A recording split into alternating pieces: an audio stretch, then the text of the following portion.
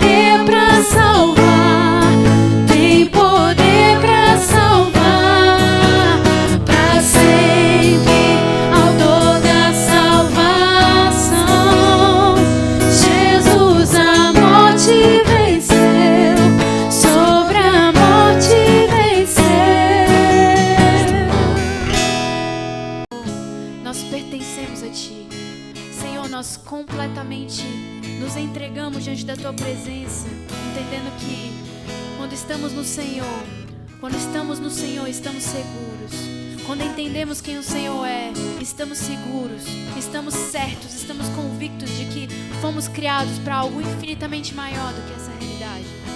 Fomos criados para te conhecer, fomos criados para te contemplar. Então, Jesus, leva-nos a esse entendimento juntos, nesta hora, neste momento, em nome de Jesus.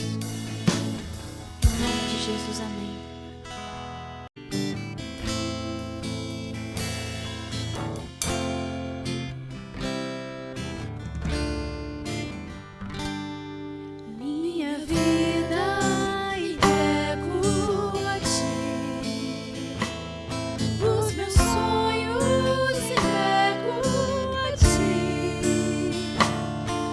De mim vaso novo, com coração novo.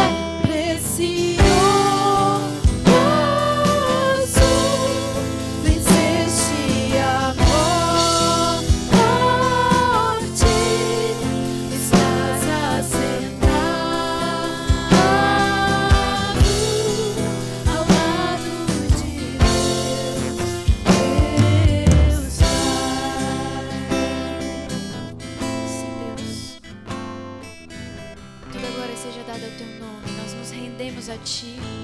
Nós nos entregamos a Ti, reconhecendo que o Senhor é Rei sobre todas as coisas. Não há absolutamente nada que fuja do Teu controle, do Teu olhar. E por isso nós dependemos completamente de Ti. Nós nos lançamos diante da Tua presença dizendo: Tu és o Rei, Tu és o Senhor do Universo, Tu és aquele que detém absolutamente todas as coisas sob controle. Louvado seja o Teu nome por isso. Obrigado por estar conosco agora. Obrigado por falar ao nosso coração agora. Obrigado porque o Senhor é um Deus presente, um Deus que se comunica. Continue falando aos nossos corações, Deus, e dá-nos ouvidos que ouçam a Tua voz. Essa é a nossa oração, Deus, em nome de Jesus. Em nome de Jesus. Tu és o Senhor do universo.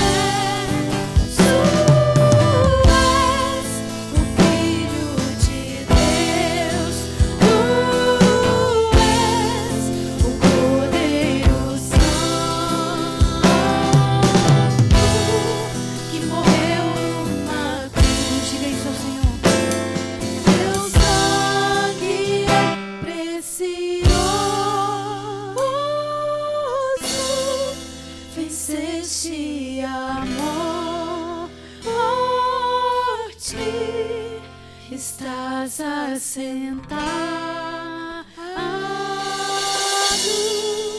ao lado de Deus, Deus Pai.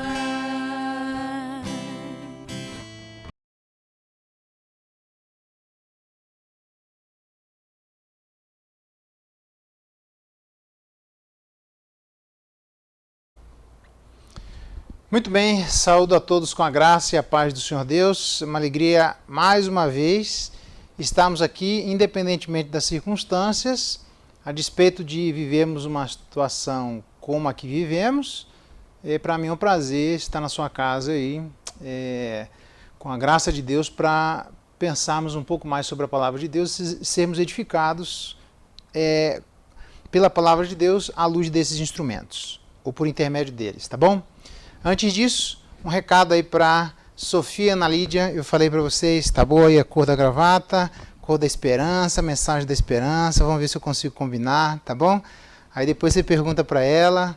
Aí a Graça, a Adriana, pergunta aí o que elas aprontaram comigo, tá bom? Que é só a minha mensagem para vocês, tá? Vamos orar, pedir que Deus nos abençoe.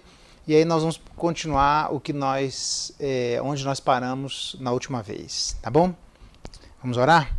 Pai, muito obrigado pela oportunidade de estarmos na Tua presença pensando sobre as Tuas coisas. Dá-nos da Tua direção e que de alguma forma isso oriente a vida de cada um de nós nestes dias e enquanto o Senhor nos conceder vida, para que possamos caminhar na Tua presença, desenvolvendo a nossa salvação com temor e tremor, como diz Paulo, a Tua igreja. É a nossa oração, agradecidos em nome de Jesus. Amém. Muito bem, abra lá Mateus capítulo 18, verso 15 em diante. Nós vamos continuar aquilo que nós começamos na semana passada. Mateus capítulo 18, verso 15 em diante. A palavra de Deus diz assim: Se teu irmão pecar contra ti, vai arguí-lo entre ti e ele só. Se ele te ouvir, ganhaste a teu irmão. Se, porém, não te ouvir, toma ainda contigo uma ou duas pessoas, para que pelo depoimento de 2 ou 3 testemunhas toda a palavra se estabeleça. E se ele não os atender, dize-o à igreja, e se recusar ouvir também a igreja, considera-o como gentio e publicano. Em verdade vos digo que tudo que ligardes na terra terá sido ligado nos céus, e tudo que desligardes na terra terá sido desligado nos céus. Em verdade também vos digo que se 2 dentre vós sobre a terra concordarem a respeito de qualquer coisa que porventura pedirem, ser-lhes-á concedida por meu Pai que estás nos céus. Porque onde estiverem 2 ou 3 reunidos em meu nome, ali estou eu no meio deles. Até aqui a leitura da palavra de Deus. Louvado seja Deus pela sua palavra. Muito bem, nós vimos aqui, se teu irmão pecar contra ti, nós começamos, ou no caso do seu irmão pecar contra ti, começamos a fazer uma ligação disso com os o texto anterior daquela parábola do caminho para o céu, onde começa no verso... aliás, desculpa, não é parábola, né? Mas começa no verso 1º do capítulo 18. Naquela hora, eu já expliquei o que é que dizia naquela hora, que é a hora em que Pedro está pagando impostos, e a dúvida que se sobressaía naquele momento era sobre a pessoa de Pedro, se ele era um camarada proeminente na vida da igreja, mas cheio de falhas. Então, se não é ele que ficaria ao lado direito de Deus, ou se não é ele que seria o maior no reino dos céus, quem seria, né? Eu já expliquei isso com detalhes, mas eu disse que então esse caminho para os céus, a despeito de toda a inconveniência que existia na vida dos discípulos, ele diz que é um caminho de simplicidade, um caminho de se não vos tornares como crianças e assim por diante. Todos os detalhes eu já disse isso as últimas vezes. É um caminho de seriedade. Se qualquer que fizer tropeçar um destes pequeninos que crê em mim, eu já expliquei quem são esses pequeninos que creem. Então, os pequeninos aqui, de uma forma geral, são os que creem, tá? É também um caminho de afetividade.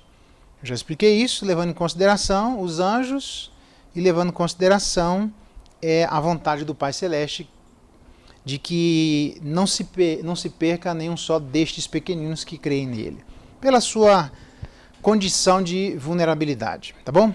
Em termos de fé. Diante disso, nós estudamos o verso 15, que neste contexto o pecar aqui provavelmente seria desse desprezo para com os pequeninos. Então talvez aqui seja até uma briga por um filho meu, ou uma briga por um filho do outro, mas um menor, tá? E nós vimos 7 elementos disso, a conexão com estes versos anteriores e 7 elementos do verso 15 nesse processo de arguição. Um elemento que certamente o caminho para o céu passa por correção, por disciplina, tem como ser diferente. Nós precisamos de correção, nós nem sempre percebemos as coisas da maneira adequada, tá bom? Não é só um caminho de correção, mas é um caminho de autocorreção. Antes de corrigir os outros, corrigir a nós mesmos, nós já vimos isso. É um caminho de correção de uma forma geral. Quem corrigir, quem precisar de correção, eu já expliquei esses detalhes. Que não interessa se a pessoa é mais velha, mais nova, independente da função eclesiástica que ela ocupa. Não é isso que era o ponto. Se esta ação de desprezo aconteceu, pecou, errou contra o outro, alguma coisa precisa ser feita, tá bom? Há um caminho também de limpeza do próprio coração. Eu falar, porque normalmente as pessoas amarguradas são aquelas que estão entaladas. E aqui até um erro, né? Porque a gente deveria ser... Não era para ser entalado, porque ainda que a gente tenha dificuldade de falar com o outro, o que também não deveria, a Bíblia ensina que a gente deve colocar diante de Deus, pela oração e súplica, as nossas inquietações. Então, enfim, mas é um caminho para limpar o próprio coração, mas também é um caminho que passa pela correção particular, privada. Vai entre ti e ele só, não é para ir mais ninguém. Então não é uma questão de publicidade, das outras pessoas saberem o que está acontecendo, de eu colocar holofotes e assim por diante. Eu discuti isso a última vez, tá bom? Mas também não é só um caminho de correção, de autocorreção, de correção de uma forma geral, de limpeza do próprio coração, ou de coração de uma correção particular, mas é o caminho de uma disposição para corrigir. Quer dizer, tudo isso aqui precisa ter disposição para fazer. Se eu posso cair naquela indiferença, naquela insensibilidade, próprios de quem tem hanseníase espiritual, próprios de quem parece que é uma coruja das ruínas e assim por diante, ok? E por fim, é um caminho que passa pelo objetivo, que é um caminho no sentido de ganhaste a teu irmão. Então nós estamos indo lá para ganharmos o irmão e não para ganharmos do irmão. O objetivo não é um tipo de embate para saber quem tem mais condição de vencer um debate, né? Uma disputa. A questão não é essa, a questão é ganhar a pessoa, tá bom? Nesse sentido, nós vimos que é um caminho de correção e as pessoas devem viver como uma criança, cuidar-se como uma criança, proteger-se como uma criança e ser corrigido como uma criança. O verso 15 entra dentro desse contexto, tá bom? Muito bem, aí hoje certamente eu pretendo ser simples, como sempre, mas discutir o verso 16, se teu irmão, porém, não te ouvir, existe um outro passo, que é tomar ainda contigo uma ou duas pessoas, para que pelo depoimento de 2 ou 3 testemunhas toda a palavra se estabeleça. Acho que a primeira coisa que é importante dizer, num contexto como o nosso, mas por que você está falando de uma situação como essa dentro de um contexto de isolamento social? É só para demonstrar que, na perspectiva de Jesus Cristo, mesmo que não fosse o contexto de isolamento social naquele momento, há uma questão de ligação comunitária. As pessoas precisam entender a importância que existe de, enquanto estivermos aqui, a relação que existe na vertical precisa obrigatoriamente se manifestar numa relação horizontal. Estou cansado de ver por aí pessoas que acham que podem desfrutar de uma relação com Deus e simplesmente fazem o que bem entendem com a vida das pessoas ao lado, ou simplesmente se isolam em relação a quem está do lado, como se fosse possível exercer um tipo de cristianismo eremita. Isso é completamente equivocado. Ronaldo Lidório conta uma história, e acho que isso é importante, entra no nosso contexto, de ele está lá no livro daquele Os Concombas, né? Pregando o evangelho para os concombas. Quando ele prega o evangelho, uma mulher sai correndo, ele não entende porquê, e depois passa algum tempo, ele volta e vai conversar com aquela guria, e aquela senhora fala que não, é porque eu entendi que eu estava errado em relação a alguém, e aí eu fui correndo, já que não eram tribos, né? Não tinha telefone, e-mail, celular, não tinha nada, ele foi correndo pessoalmente para poder se acertar em relação a esses irmãos, para depois continuar a vida em comunidade. É tão importante isso que o próprio ensino de que, se a gente vai levar uma oferta e tem alguma coisa contra o irmão, para ali. Não é nem para entregar a oferta não é mais importante do que o ofertante. Na verdade, sempre primeiro vem o ofertante, depois a oferta, obrigatoriamente nessa forma. Não dá para imaginar que eu vou simplesmente entregar de qualquer jeito. A primeira pergunta, quando as nossas orações chegam até Deus, envolvidas lá por incenso, né, pelos anjos que levam até Deus, Deus pergunta, quem vem lá? O anjo fulano de tal, fala, o que você tem para falar? Eu tenho oração de quem? Sempre é desse jeito. Primeiro a pessoa, o próprio Tiago diz, aquele que pensa que pode pedir alguma coisa, um homem de ânimo dobre, inconstante em todos os seus caminhos, não supõe esse homem que alcançará do Senhor alguma coisa. Homem inconstante em todos os seus caminhos, homem de ânimo dobre, homem de 2 almas. Não supõe esse homem que alcançará do Senhor alguma coisa. Não adianta. Então, é primeiro o ofertante, depois a oferta. Então, nesse sentido, já desde aquela época, mesmo com as limitações de comunicação, que não eram comunicações como as que temos atualmente, eram comunicações presenciais, se exige isso aqui. Quer dizer, se com a maior dificuldade exige que obrigatoriamente as pessoas pensem nas suas relações horizontais como reflexo das suas relações verticais, você imagina hoje. Nós temos telefone, e-mail, WhatsApp, as mídias sociais, carro, avião, ônibus, táxi, Uber. Você tem de todas as possibilidades do mundo para que você... Eu me lembro... Como que é o nome daquele desenho? A família Watson, acho que é... Eu não lembro... Alguém lembra aquele desenho que passava de uma família aqui do futuro? Os Jacksons. Onde ele fazia um telefone onde aparecia o camarada. Isso era impensável quando eu era pequeno. Quer dizer, o telefone no máximo, você chamava uma telefonista, chama a casa do fulano de tal, era uma moagem, a ficha ia caindo, era um transtorno.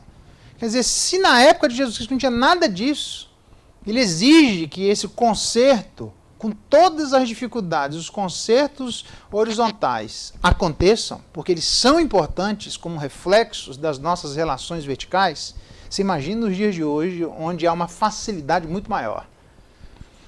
Então, nós estamos ligados. Acho que essas coisas todas à nossa volta só demonstram isso para nós, esfregam na nossa cara, como não adianta nada eu consertar o meu terreno, deixar limpo meu terreno, e o do vizinho tirar, como aconteceu por aí, nem vou dizer onde para não ter problema, né? Mas por aí, nas minhas andanças por aí, não foi aqui, tirar de vizinhos toneladas. Onde precisou do camarada ter uma advertência policial, um mandato policial para poder entrar na casa, para que a prefeitura limpasse o terreno do cara de graça. E eu me lembro de ter visto o cara pegar aquele mandato e rasgar na frente do cara para guardar dentro de casa lixo. Porque isso somos nós. Não adianta nada dentro da minha casa, tá tudo limpinho o terreno, e o vizinho tá cheio de lixo, tiraram toneladas de lixo, caminhões de lixo. O que significa que nós nos afetamos. Essas coisas todas só demonstram para nós como nós estamos ligados. Não dá para eu pensar na minha vida sozinho. Aí aparece esses vídeos de gente indo comprar álcool gel achando que só tem ele, não tem mais ninguém. O cara compra lá 6 carrinhos de álcool gel. Eu me lembro de, ano passado, teve uma crisezinha aí, nas minhas andanças por aqui, eu vi gente que, um casal, guardando quase 10 botijões de gás em casa. Um casal cozinhando para um casal com 10 botijões de gás. Vai guardar isso onde? Vai cozinhar até quando, irmão? Até Jesus voltar, porque 10 botijões para um casal.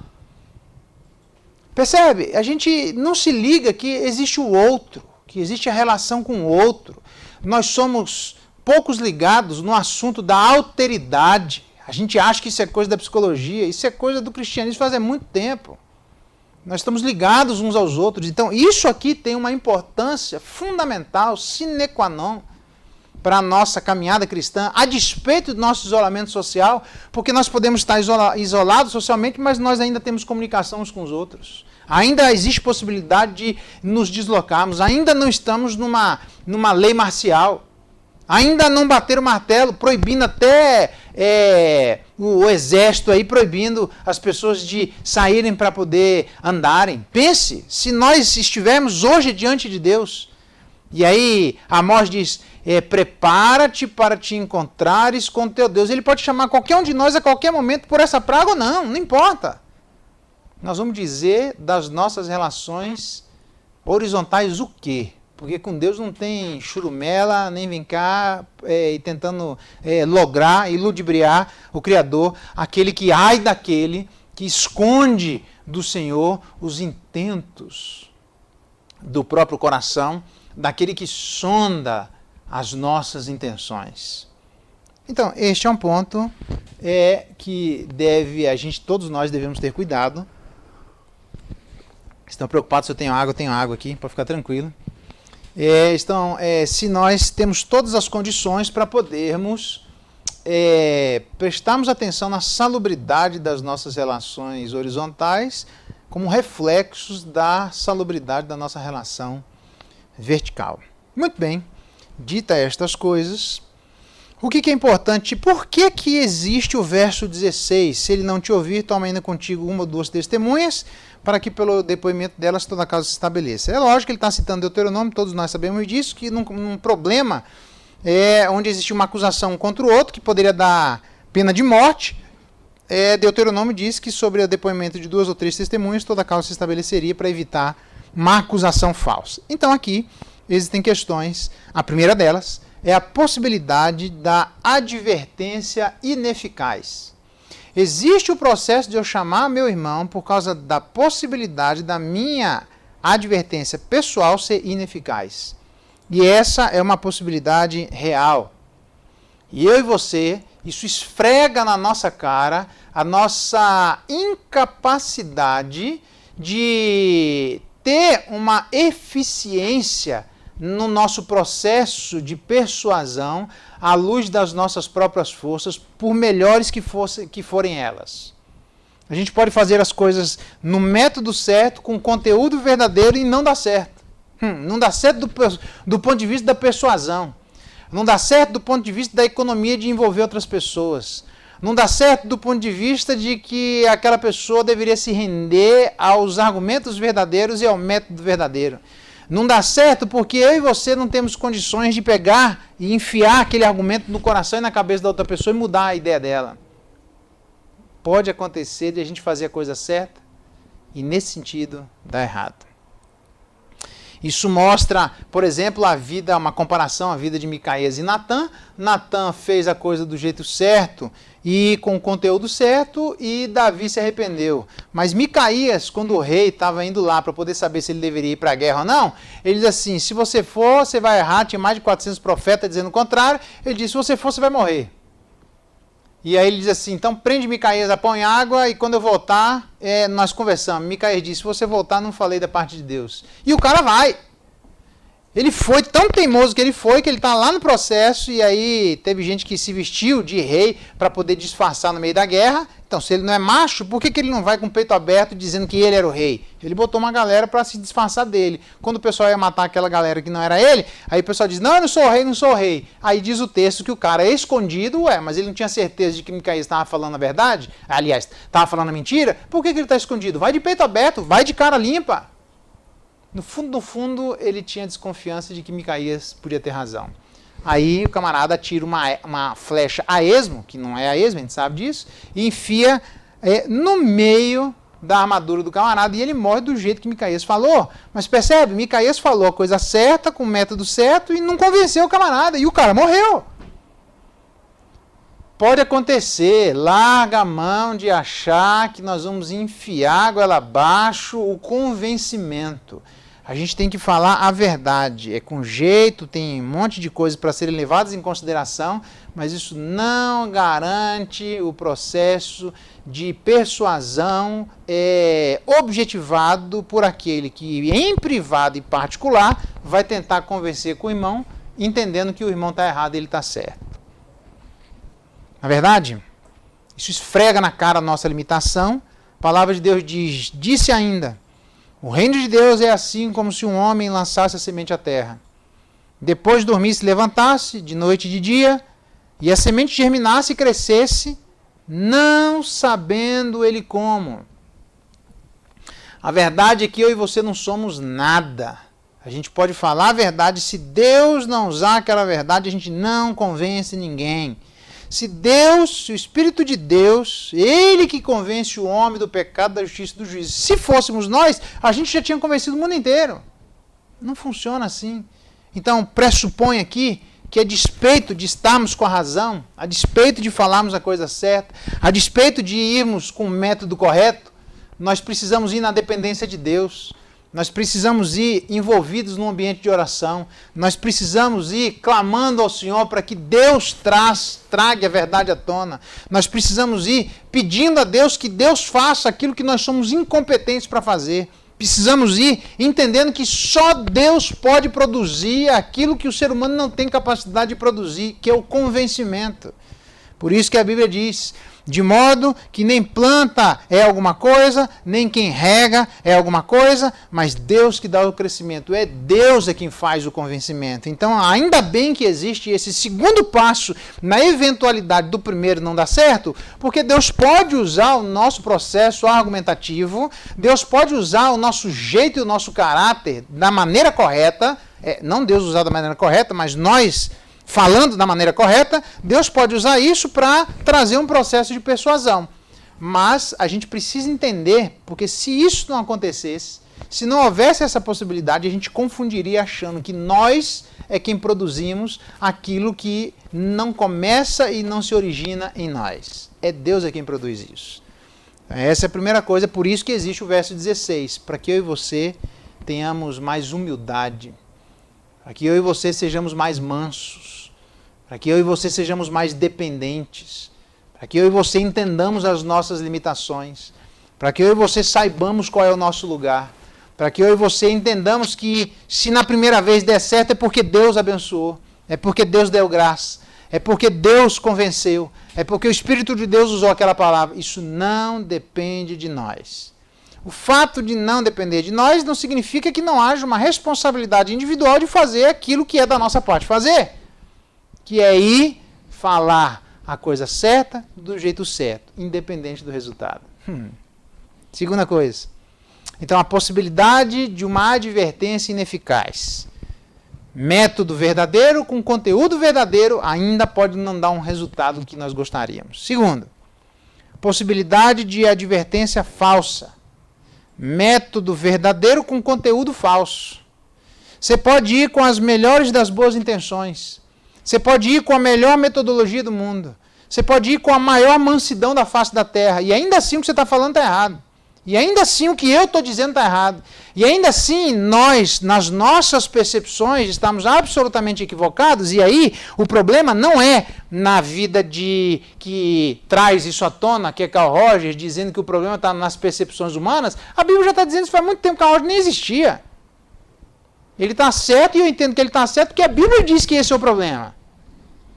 O problema das percepções humanas. Então você pode estar absolutamente convencido de que a sua causa é correta. E a sua causa não ser a causa correta. E aí você pode utilizar-se de um método correto por uma causa errada. Por isso que precisa do verso 16. Para quê?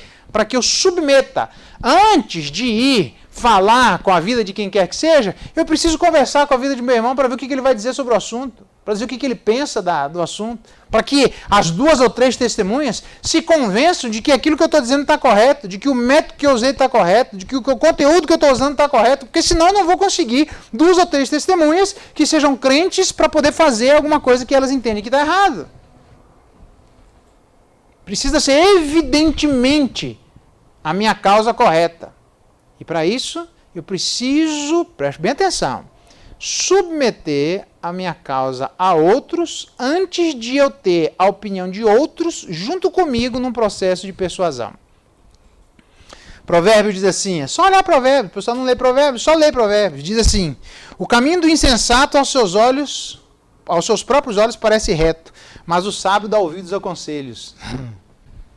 É fácil, velho, fácil. Todos nós achamos que aquilo que a gente está pretendendo corrigir está correto. Então põe a público, põe na mesa, põe para ver se a vida de outras pessoas concordam e concorrem conjuntamente conosco para irmos num processo de persuasão à vida de outras pessoas, porque nós somos inteligentes o suficiente e humildes o suficiente para colocar nossa causa, a vida dessas pessoas, para ver se elas entendem que aquilo que nós estamos fazendo está correto ou não.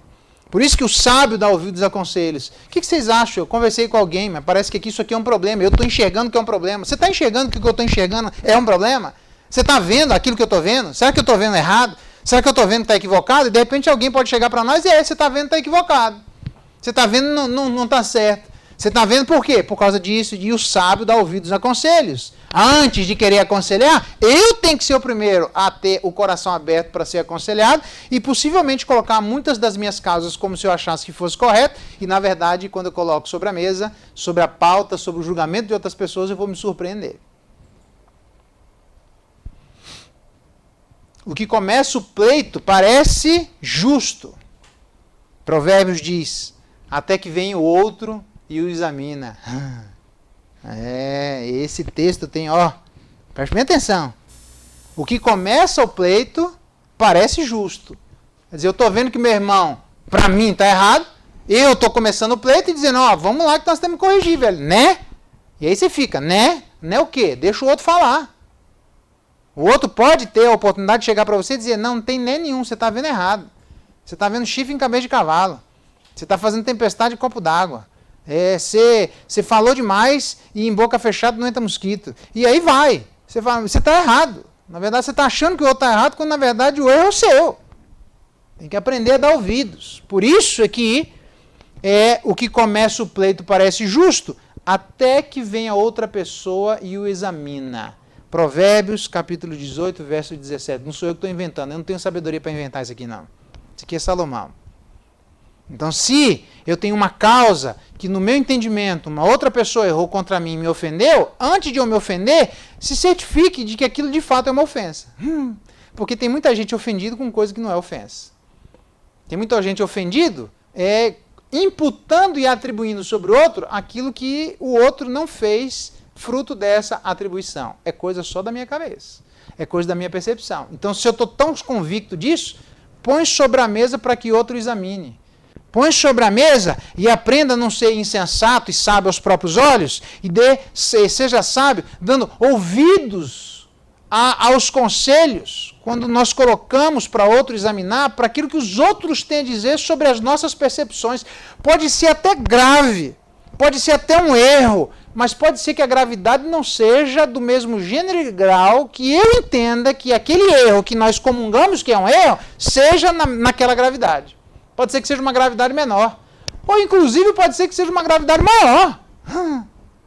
Irmão, você está pensando que isso aqui é simples? Isso aqui não é simples, não. Isso aqui é complicado. Irmão, você está achando que isso aqui é fácil? Isso aqui é difícil. Irmão, você está ofendido menos? Você deveria estar ofendido mais.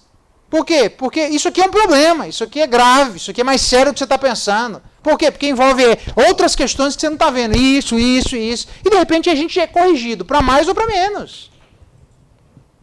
Mas eu tenho que aprender no meu processo de persuasão. Por isso eu preciso, se ele não me ouvir, colocar ainda comigo uma ou duas pessoas, para que sobre o depoimento de duas ou três testemunhas, toda a causa se estabeleça. Se eu estou tão convicto assim de que a minha conversa em privado estava absolutamente correta, então eu devo colocar agora aquela minha conversa em privado em público, para saber da vida de meus irmãos se aquilo que eu fiz em privado estava correto.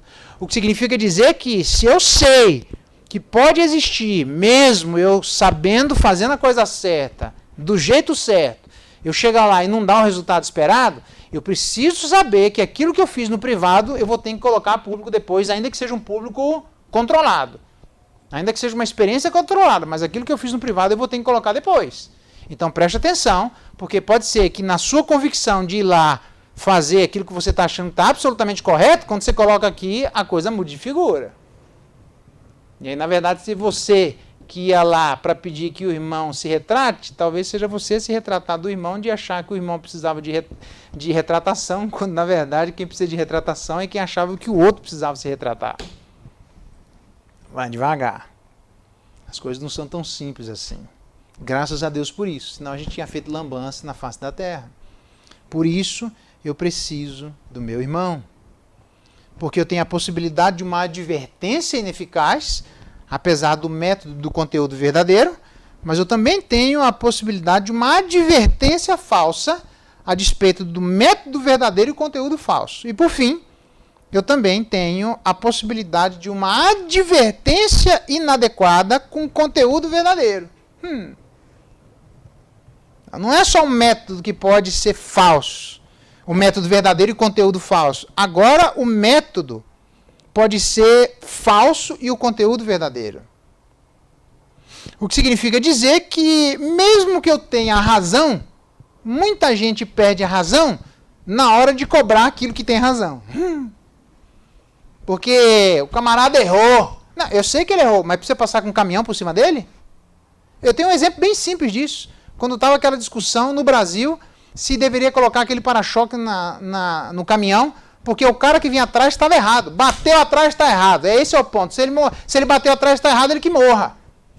E aí alguém disse assim, ele tem a razão, entre aspas, de achar que o cara que bateu atrás está errado. Mas será que o método matando o outro está correto? E aí o cara disse assim, você pode ter até razão, mas o outro, porque está errado, precisa morrer? Esse é o ponto.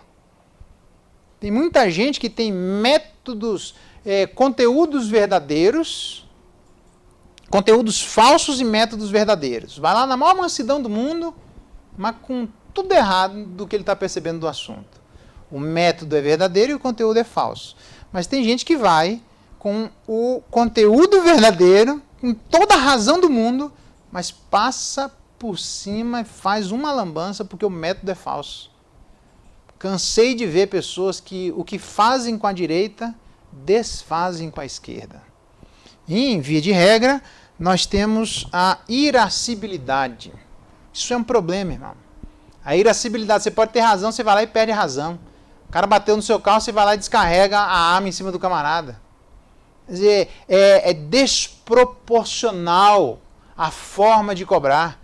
Tem muitos pais que fazem isso em relação aos filhos, tem muito marido que faz em relação à mulher, tem muita mulher. Foi nesse sentido de método que eu e você concordamos com aquilo que diz o Antigo Testamento, olho por olho, dente por dente. E eu vou mostrar isso para você. Porque a razão de demonstrar olho por olho, dente por dente, era exatamente o fato de que se alguém está devendo o olho, cobre o olho e não o corpo inteiro. Se alguém está devendo o dente, cobre o dente e não o corpo inteiro. Por quê? Porque senão você está cobrando aquilo que a pessoa não deve. Seria mais ou menos, em termos de hoje, você está cobrando juros igual quem está fazendo tempestade de copo d'água. Ou quem paga um financiamento de uma casa, quando ele vai lá, ele já pagou 3 casas. Então, na verdade, estava sendo juros sobre juros sobre juros que o cara já nem devia mais. Então, o que ele está dizendo é não cobre juros espirituais. Tem um monte de gente. Quem que empresta dinheiro a juro como é que é o nome? Agiota. Veio uma voz do céu que me disse aqui, obrigado, Senhor. Deus sopra aqui no meu ouvido, irmão. Não sei como não, mas Deus faz isso, né? O agiota, tem muito agiota espiritual cobrando aquilo que as pessoas não devem, porque o método é falso. A cobrança está correta, mas está fazendo de maneira totalmente desproporcional. Então eu preciso do meu irmão para saber se o meu conteúdo está correto, mas para saber se o meu método também está correto. Para saber se eu não estou passando em cima das pessoas. Para saber se eu não estou matando aquele que está me devendo. Porque se fosse para matar quem devia, todos nós estaremos mortos, porque Deus teria matado todo mundo, irmão. A verdade é essa. Deus mandaria para o inferno, porque a gente não teria condição de pagar. Isso é a definição de domínio próprio. Literalmente não ser como Absalão. Eu sei que o que o irmão de Absalão fez, ele foi lá e estuprou a vida da própria irmã.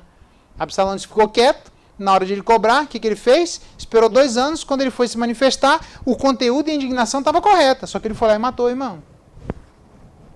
E aí tem muita gente dentro da igreja com indignações corretas que passaram a ser errados porque o método de cobrar foi absolutamente equivocado. Por quê? Porque não colocou a sua causa sobre a vida de outras pessoas. Porque quando nós colocamos a causa sobre outras pessoas, as pessoas dizem assim, irmão, você está certo, mas calma aí, irmão, toma um chá de maracujá. Toma um chá de capim santo. Toma uma água de coco, irmão. Vai na praia primeiro. Relaxa. Por que você está tão desesperado desse jeito? Calma. As coisas não são do jeito que você está pensando. Calma. O mundo está acabando. Não, o mundo não está acabando, não. Calma. Não, eu estou desesperado. Desespera menos, irmão. Não há motivo para esse desespero todo. Calma. E aí vem as pessoas que ou diminuem o nosso desespero ou aumentam o nosso desespero, mas equilibra. Para a gente ir até a vida das pessoas. E assim como Jesus fez, era uma pessoa equilibrada. Corrigia da vida de prostitutas, da vida de ladrões, da vida de pessoas que roubavam, da vida de pessoas que estavam absolutamente erradas, mas tinha equilíbrio para fazer isso. Tem gente que demonstra um absoluto desequilíbrio para cobrar coisas que estão absolutamente corretas. Por isso eu preciso do meu irmão. Simples assim. Então, significa dizer que eu preciso aprender a falar a verdade em amor. Só falar a verdade? Só ser super sincero? Isso não resolve nada. Você mata a vida de pessoas que estão erradas, mas que certamente vão ter mais de uma pessoa errada quando você cobrar o erro, porque agora serão 2 pessoas erradas. Então, sempre quando você fizer isso, por isso precisa de um espírito de oração. Por isso a gente precisa fazer isso na dependência de Deus. Por isso eu preciso da ajuda de outras pessoas. Por isso eu preciso entender que eu sou limitado. Por isso, quando eu for pessoalmente e não conseguir, eu preciso entender que isso pode acontecer. Eu preciso entender que eu não sou tão bom assim a ponto de ter a capacidade de mudar as ideias e os hábitos e os intentos dos corações dos outros. Eu não mudo nem o meu, que dirá o dos outros. Nós precisamos, isso é uma relação totalmente espiritual. É uma relação de total dependência de Deus. A gente precisa de humilhação. A gente precisa chegar ao trono da graça de Deus para diminuir e desinflar quem nós achamos que somos, para entender quem verdadeiramente somos, para ir cobrar dos nossos irmãos, não o que nós pensamos que eles são, mas aquilo que verdadeiramente Deus pensa deles. Quando há um desinflar da parte de quem cobra e de quem é cobrada, a bênção de Deus se manifesta nesse lugar. Então eu encerro.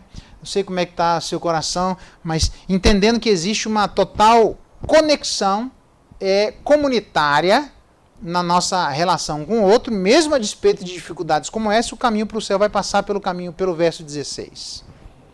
O verso 16 que mostra a possibilidade de uma advertência ineficaz, que mostra a possibilidade de uma advertência falsa, mas que mostra a possibilidade de uma advertência inadequada.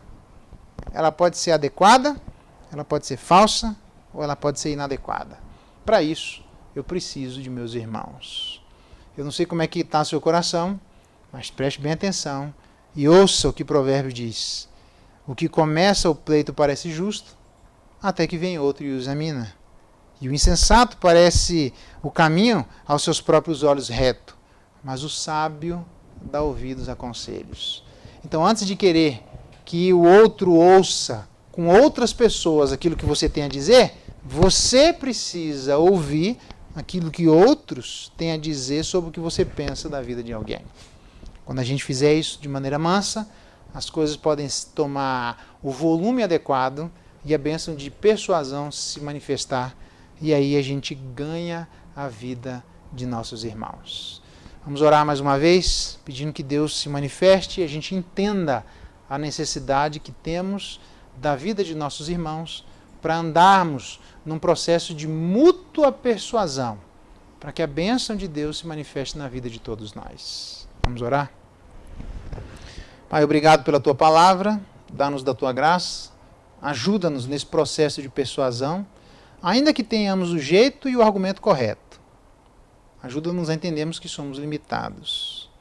Dá-nos da Tua graça, Deus, porque às vezes podemos ter o método correto, mas o conteúdo falso, ou ainda assim o conteúdo verdadeiro, mas o método falso.